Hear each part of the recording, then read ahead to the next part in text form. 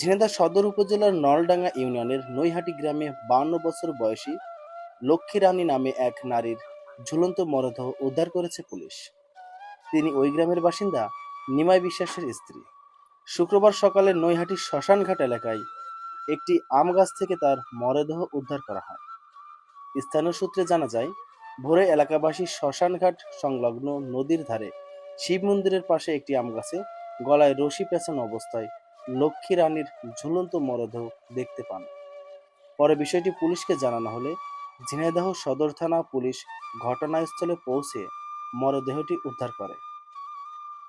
ঝিনাইদহ সদর থানার ভারপ্রাপ্ত কর্মকর্তা ওসি আসাদুজ্জামান জানান, খবর পেয়ে পুলিশ ঘটনাস্থল থেকে মরদেহ উদ্ধার করে ময়নাতদন্তের জন্য ঝিনাইদহ সদর হাসপাতালের মর্গে পাঠিয়েছে। তিনি আরো বলেন, ময়নাতদন্তের প্রতিবেদন পাওয়ার পর মৃত্যুর প্রকৃত কারণ সম্পর্কে নিশ্চিত হওয়া যাবে। এটি হত্যা নাকি আত্মহত্যা তা তদন্ত শেষে বলা সম্ভব হবে।